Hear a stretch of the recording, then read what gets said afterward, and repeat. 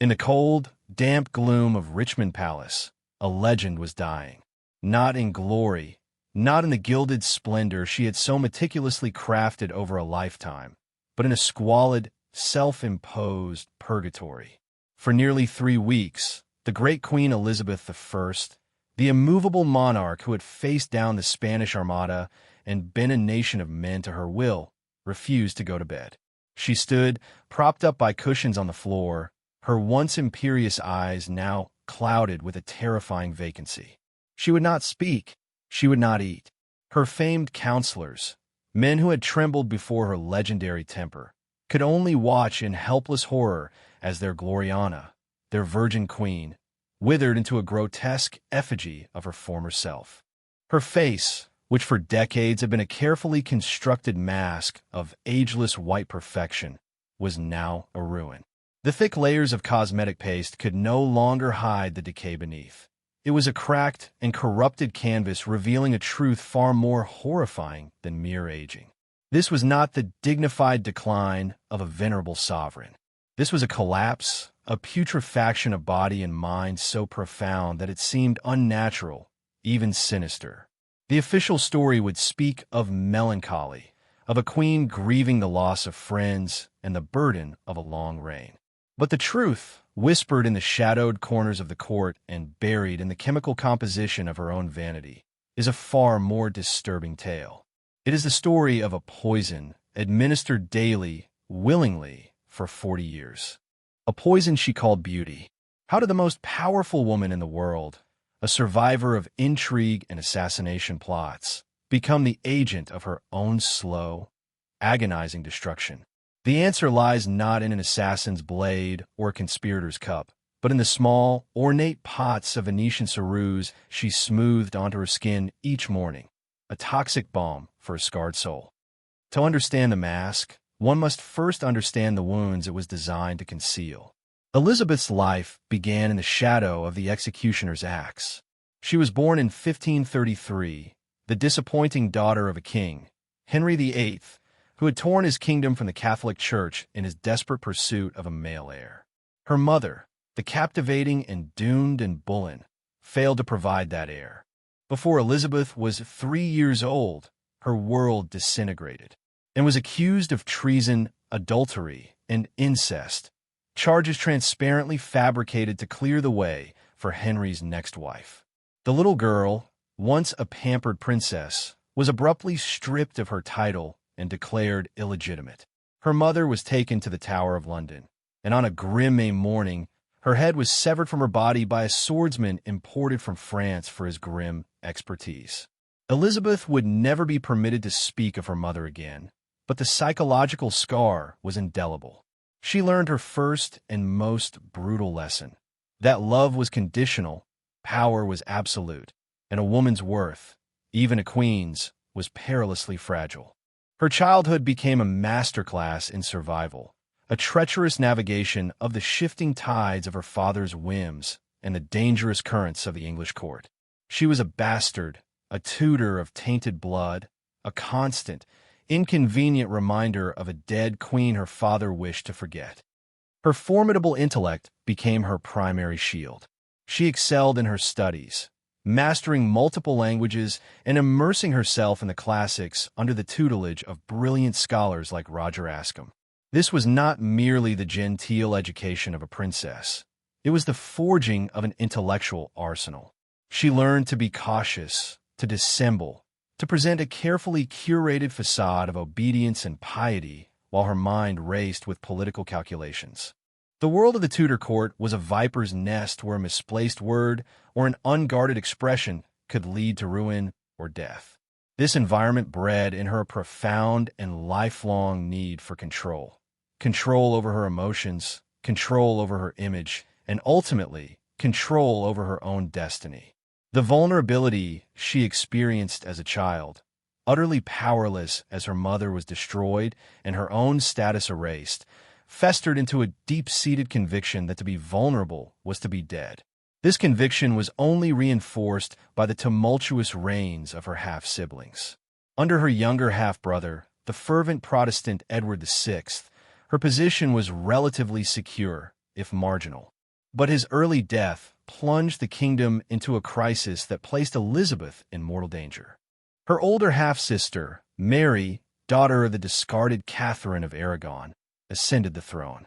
Mary was a devout Catholic, determined to drag England back to the Roman faith, and she viewed her Protestant half-sister with a toxic mixture of suspicion, jealousy, and religious abhorrence.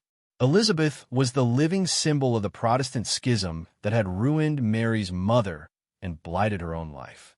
During Mary's reign, Elizabeth walked a razor's edge. She was implicated in plots against the crown, most notably Wyatt's rebellion. Despite her protestations of innocence, she was arrested and imprisoned in the very same Tower of London where her mother had met her end. As she was rowed through Traitor's Gate, she surely felt the cold specter of Anne Boleyn at her side. Every day in that stone fortress was a torment of uncertainty. The fear of the executioner's block a constant, silent companion. She survived, not through force, but through cunning protestations of loyalty and an iron-willed refusal to incriminate herself. When she was finally released in a house arrest at Woodstock, she had been forged in the crucible of fear. She emerged with an unshakable understanding that her survival depended entirely on her ability to project an image of unimpeachable loyalty and harmlessness, no matter the truth of her own ambitions or beliefs. The societal expectations for a female ruler in the 16th century were a paradox.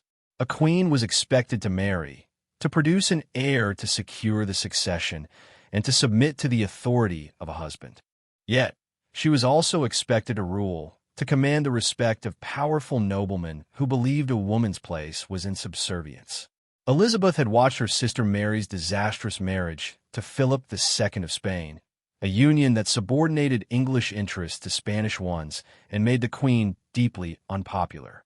Elizabeth learned from this. She saw marriage not as a personal or dynastic duty, but as a political trap. To marry a foreign prince was to risk foreign domination. To marry an English nobleman was to invite jealousy and factionalism among her own court. And so, she conceived of a revolutionary alternative. She would not marry at all.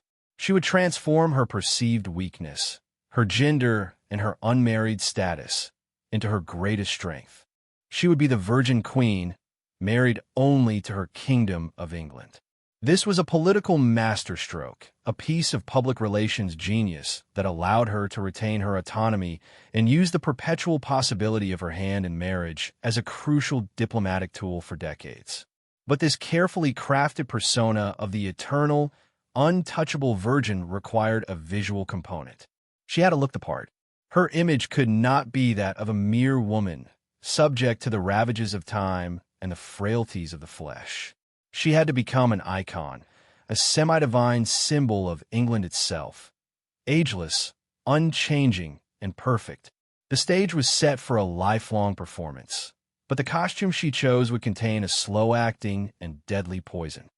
In the autumn of 1562, the performance nearly came to a premature and grisly end. A terrifying scourge swept through Hampton Court Palace. Smallpox, the disease, a prolific killer in the 16th century, struck the 29-year-old queen with ferocious speed. Her fever soared, her body was racked with pain, and she soon lapsed into unconsciousness. For several days, she lay at death's door. The court was thrown into a panic. The succession was not settled, and the prospect of Elizabeth's death threatened to plunge England back into the civil and religious chaos from which it had only just emerged. Her counselors gathered, their faces grim, already debating who should succeed her. But Elizabeth, the survivor, clung to life. She rallied, her iron constitution pulling her back from the brink. When she finally regained full consciousness and the fever broke, the immediate danger had passed, but a new, more insidious crisis had begun. Smallpox was a disfiguring disease, leaving its victims covered in deep, pitted scars or pockmarks. As the queen recovered, she was forced to confront a horrifying new reality in her looking glass. Her face, the symbol of her royal authority and the vessel of her carefully constructed image, was permanently marred. For a woman already deeply conditioned by childhood trauma to see any sign of weakness or imperfection as a threat. This was a catastrophe. The scars were not merely a cosmetic issue. They were a chink in her armor, a visible testament to her human frailty. They undermined the very icon of perpetual strength and virgin purity she was trying to build. In an age where divine right was linked to physical perfection, and a monarch's health was seen as a reflection of the nation's health, these scars were a political liability. It was at this moment of intense vulnerability and psychological distress that Elizabeth turned to a potent and perilous solution: Venetian ceruse. Also known as the spirits of Saturn, it was the most sought-after and expensive cosmetic of the age, prized by aristocratic women across Europe for its ability to create a flawless, porcelain-white complexion. It was the ultimate status symbol, a declaration of a life lived indoors, away from the sun-darkening toil of the lower classes. And it worked wonders. When mixed into a paste with vinegar and applied to the skin, it could smooth over wrinkles, conceal blemishes, and mask scars, creating a perfect, luminous white canvas. Elizabeth embraced it with the fervor of one who had found salvation. The mask was born. The initial consequences of this decision would have seemed miraculous. The Queen's scarred skin disappeared beneath a smooth, immaculate layer of white. Her public image was restored, perhaps even enhanced. She could once again face her court and foreign ambassadors with the confidence of a monarch whose physical form was as flawless as her political acumen. She established a strict ritual. Each morning, her ladies-in-waiting would apply the thick, white paste to her face, neck, and hands. To complete the iconic look, bright red pigment made from cochineal or cinnabar, a toxic mercury sulfide, was daubed onto her cheeks and lips, and her eyes were lined with kohl. This was not makeup as we know it today. It was a thick, opaque shield, a layer of armor. And because it was difficult and painful to remove, the process often involved harsh astringents or abrasive scrubs that further damaged the skin. She would leave it on for days, even a week at a time, simply layering more on top. She had found the perfect tool to project her image of ageless divinity. What she did not know, or chose to ignore in her desperate pursuit of perfection, was the chemical reality of her chosen elixir.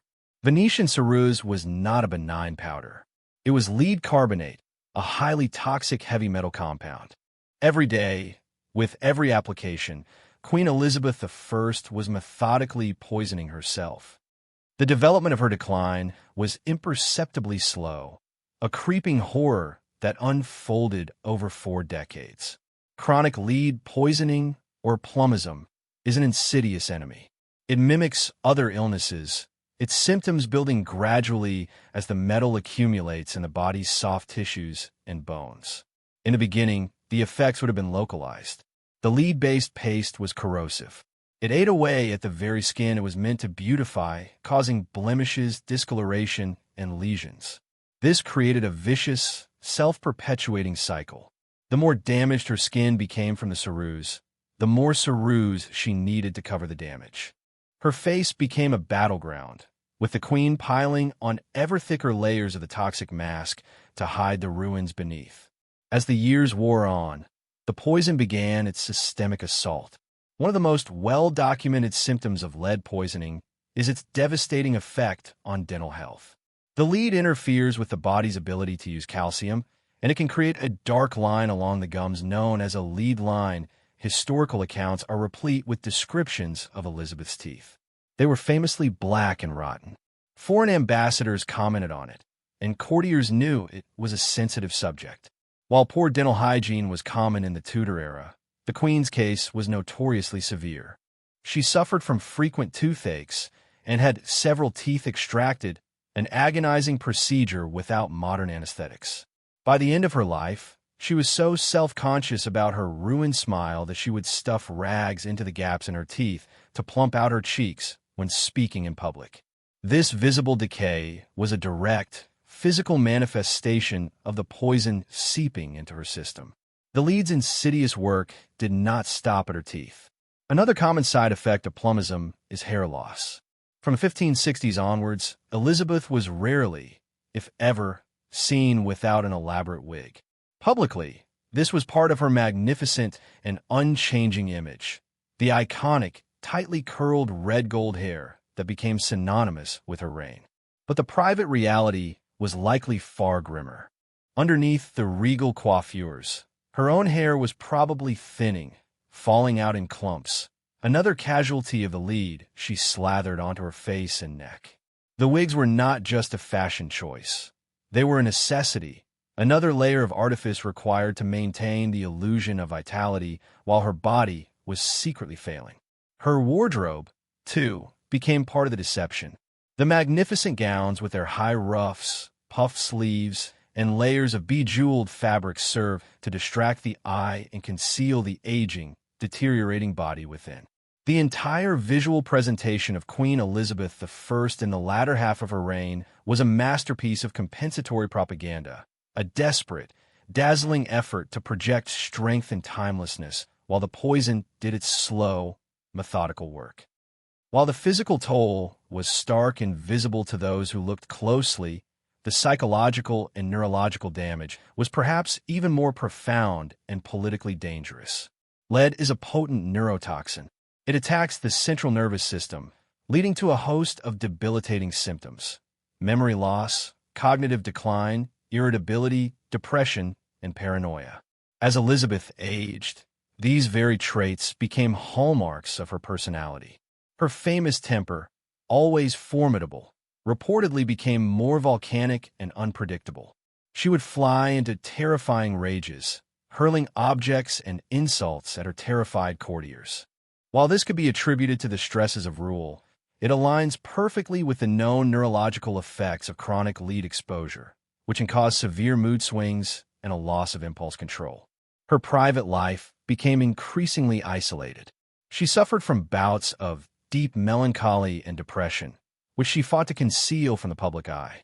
An account from the 1590s by her godson, Sir John Harrington, paints a chilling picture of a queen in decline. He noted her frailty, her anger, in a disturbing conversation in which she spoke of seeing indecent and horrible things in her dreams and while awake. Were these the ramblings of an old woman, or were they the hallucinations of a poisoned mind? The political machinations of her court swirled around this slowly deteriorating monarch. Her chief minister in her final years, the shrewd and physically deformed Robert Cecil, was a master of managing the queen's moods and navigating her erratic behavior. He and other senior counselors had a vested interest in maintaining the stability of the realm, which meant managing the queen herself. They likely saw her decline as a natural process of aging, exacerbated by the burdens of her long reign. The idea that she was being poisoned by her own cosmetics would have been an alien concept. Tudor medicine was a crude and often brutal affair, based on the ancient theory of the four humors.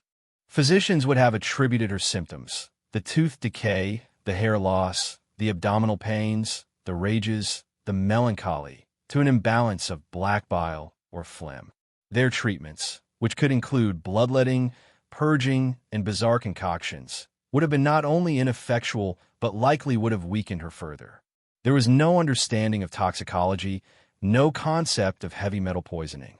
Elizabeth was, in effect, trapped by her own vanity, trapped by the primitive state of medical knowledge, and trapped by the persona she had created. The men around her, focused on the great game of the succession and securing a peaceful transition to her heir, James VI of Scotland, were managing the symptoms, not the cause. They may have seen her as difficult, paranoid, and increasingly unstable, but they had little choice but to placate her, working around her frailties to keep the machinery of government running. It is a chilling thought that as they secretly corresponded with James in Scotland to ensure a smooth transfer of power, they were unknowingly watching their queen succumb to a self-inflicted poison that was destroying her from the inside out. This long, slow decay also had a profound impact on her ability to govern. While she remained sharp on many matters until the very end, there were clear signs of cognitive decline.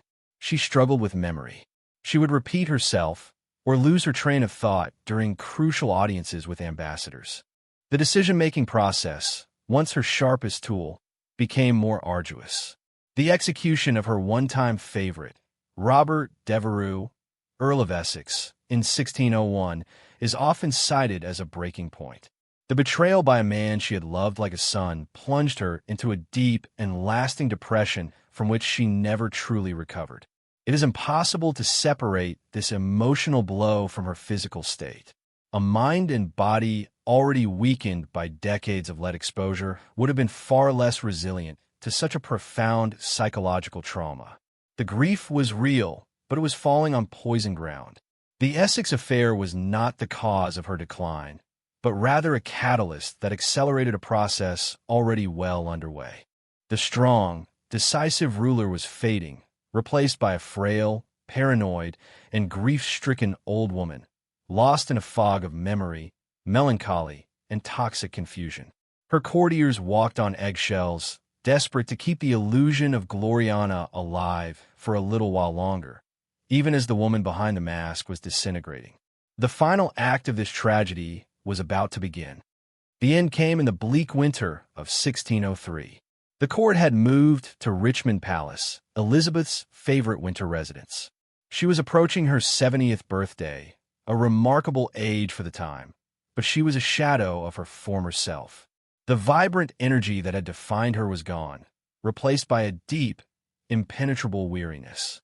She was gaunt, weak, and consumed by a melancholy that no one could lift. Her physicians, utterly baffled, could offer no remedies.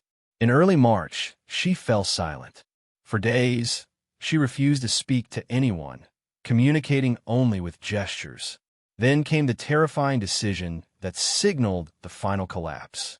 She refused to go to her bed. Her ladies pleaded with her, but the queen, in a final, stubborn act of will, insisted on remaining on the floor, propped up against a mountain of cushions. 4 days and nights on end, she stayed there, a silent, enthroned effigy in the center of the room. Her counselors, including Robert Cecil and the Lord Admiral, begged her to rest. She refused. She stared into space, her eyes unfocused, occasionally pointing a finger at some unseen terror in the room. Was this the madness of grief, or the final, hallucinatory stage of lead-induced encephalopathy? This period was the horrifying climax of her long suffering. The woman who had built her entire reign on control had lost control of everything: her body, her mind, her environment. She became convinced, according to some accounts, that if she lay down, she would never get up again. Perhaps she saw specters in the tapestries, phantoms born of a poisoned brain. She refused food. She refused medicine. Her body was shutting down. Her throat became so swollen she could barely swallow. Her attendants watched in a state of suspended horror, the air in the room thick with the stench of sickness and the silent dread of impending death. The iron will that had defied popes and kings was now turned inward in a final, grim battle against her own mortality. But it was a battle her poisoned body could no longer wage. After nearly 3 weeks of this waking nightmare, her strength finally gave out.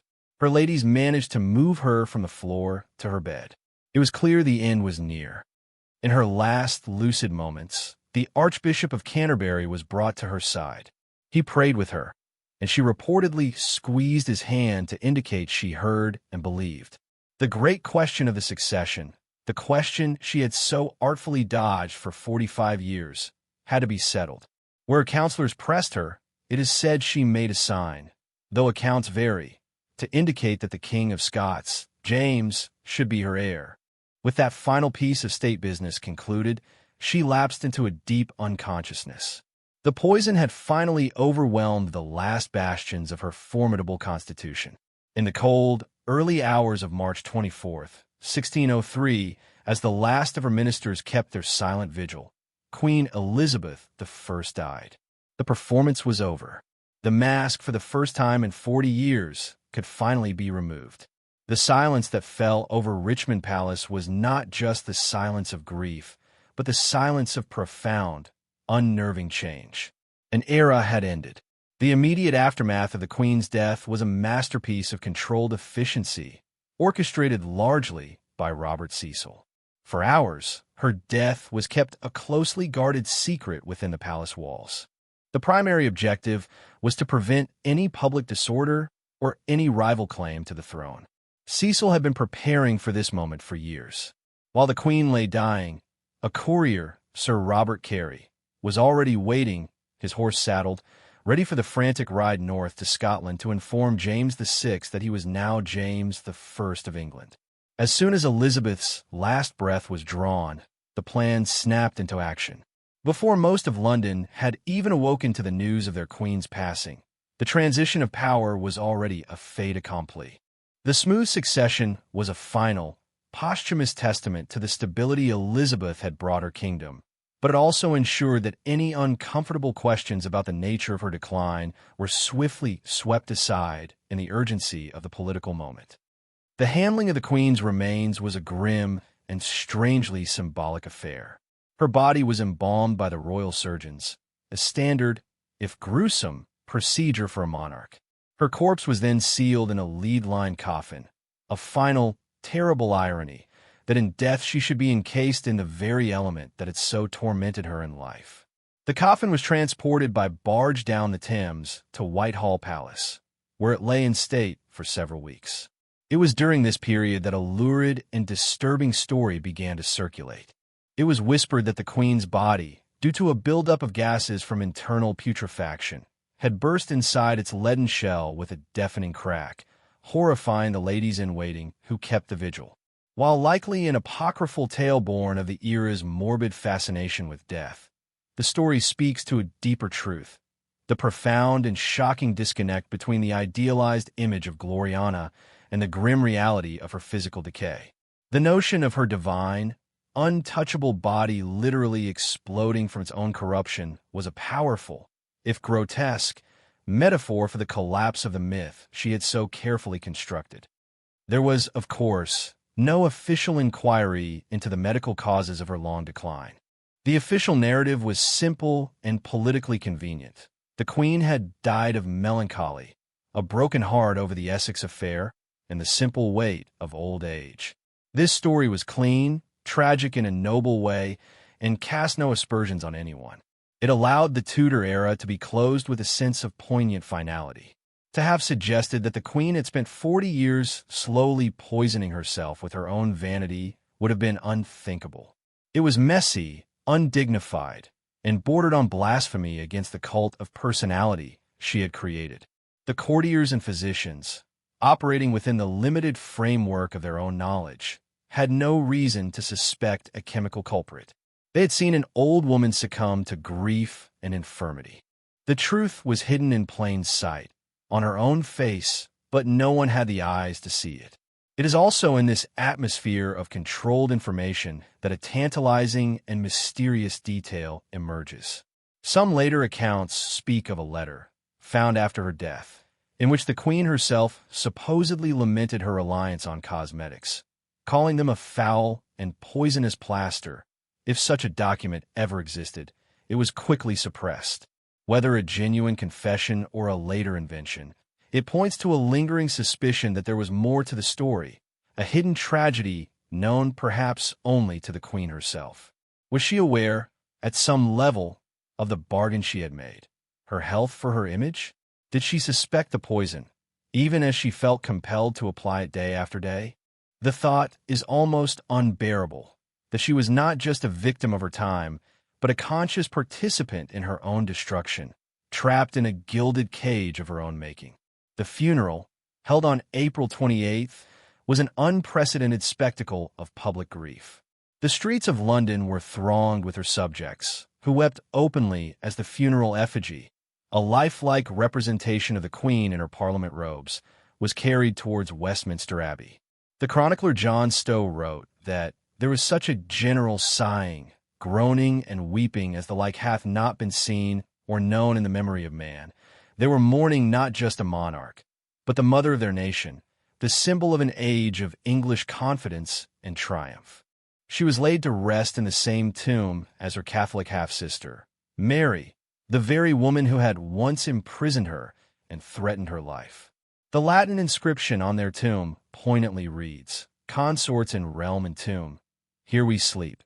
Elizabeth and Mary, sisters in hope of resurrection.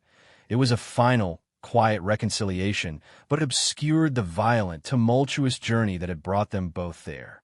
The propaganda of a smooth, unified history was already being written in stone.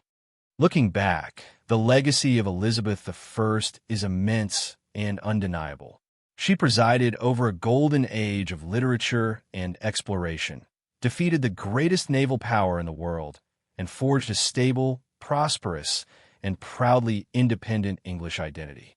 The cult of Gloriana, the Virgin Queen, was one of the most successful public relations campaigns in history, a masterstroke of political theater that secured her throne and unified her people. She is rightly remembered as one of England's greatest monarchs. But this triumphant narrative comes at the cost of erasing the profound personal tragedy that underpinned it. The theory of chronic lead poisoning does not diminish her achievements. Rather, it recasts them in a new, more somber light. It reveals the almost unimaginable human cost of her greatness.